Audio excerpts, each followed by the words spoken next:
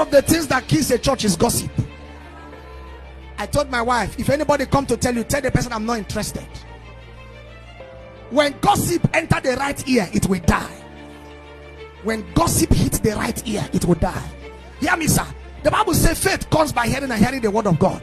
If somebody constantly tells you your pastor is a bad person, one day you will hate your pastor. Anything you give your ear directs your life. If you have friends who don't like your man of God, one day you will hate him. The Bible said don't be unequally yoked with unbelievers. I'm telling you the truth. They will poison your mind. If you have one Ahithophel that gives you Ahithophel advice, that continues to tell you negative things about somebody, sir, hear me, you begin to function in that direction. So don't give your ear to people who don't feel what you feel. There were people that packed stadiums.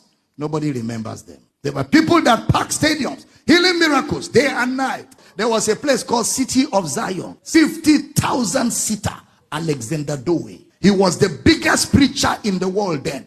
People travel from all over the world there. Today, it's a museum. Nobody is there. One of the fathers told you, God didn't ask us to build churches. After they have built many, even some were built out of competition. Me, I will build 50,000. Me, my own is 100,000. My own is 120,000. After they got tired, he said, God didn't ask us to build churches. God asked us to build men. Because buildings will not go to heaven. It's men that will go to heaven. Did God send you to be building church? Those are secondary things. Did he send you? Did he call your mission church building? It's people building we are called to do. Building won't go to heaven. It is people that will go to heaven. They don't break. It's getting clearer now that all this struggle to build mega, we should invest that energy in raising men. Buildings will forget you. Men will never forget you. Go to England, all their cathedrals empty. Only retired old people come there once in a while. Think that your Nigerian preachers are running to accomplish. The British people have abandoned their own. That is a new deal. Hello guys, welcome to the show. I hope everyone is doing just fine. And if this is your first time on this platform, please do us a favor by liking this video and also subscribe to the channel because that helps us a lot and we shall forever be grateful to you. So you know, right, one of my most favorite is Dr. Abel Damina because somehow the way he explains things is so rational that any lay person would understand. In fact, he takes his time to explain things so that people get to understand where he is coming from. Like I've always said, being godly or being the best preachers or being the greatest man of God is not really necessarily building massive buildings. It's not. It's not necessarily having an auditorium. No. It's helping the people. I don't understand where this whole notion came from, that in order for you to prove that you are a real servant of the Lord or that you are someone who is being loved by God, you now need to start showing off, which is exactly what most preachers are doing. You see them buying multiple private jets. You see them buying multiple cars. You see them living in huge mansion. And then you ask yourself, aren't these people supposed to be servants of the Lord?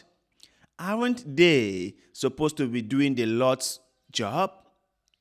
How come they are so fearful about their own lives? How come they now have private security, moving with them. How come? They claim that the Lord is their protector and the Lord is omnipresent and the Lord is always watching out for them, while at the same time hiring private security. I don't get the logic, right? Now listen, if you are a normal business person or a politician, then it's okay for you to have private security because not everyone likes you. You might be fearful for your life. That is understandable. But if you come out and say you are a servant of the Lord, you are God chosen person, and somehow your God is a marvelous working God, shouldn't you rely on the God for protection? Isn't God supposed to protect you? But you see, all this doesn't work. It's a lie. That's why I say to you, my brothers and sisters, right? On a surface level, you might believe some of the so-called preachers and their whole theory about God.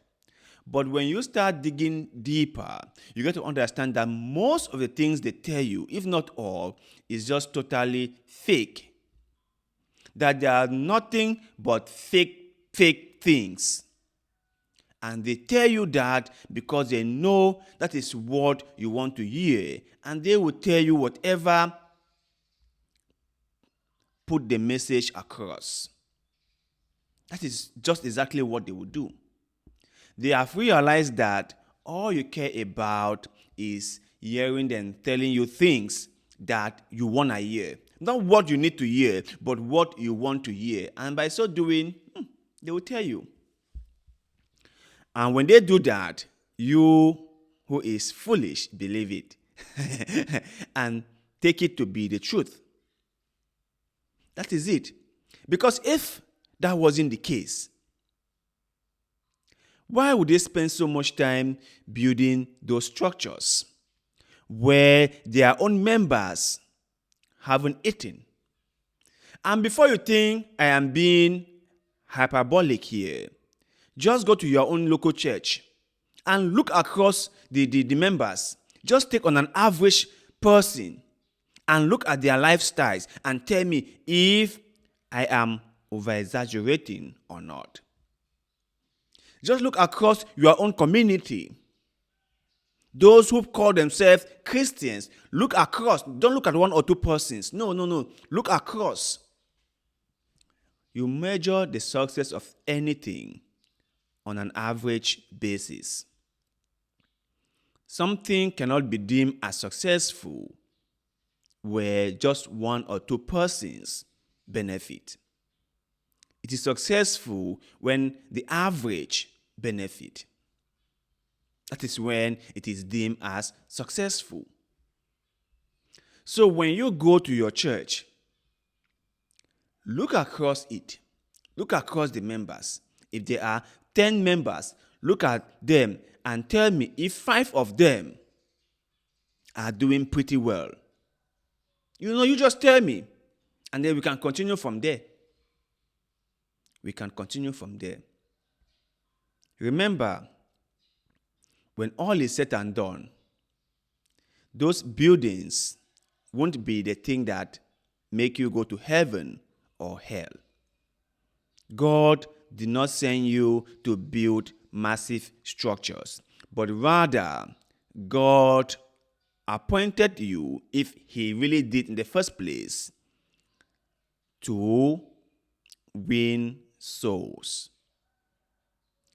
The one and most important priority is to win souls. That is it. That is just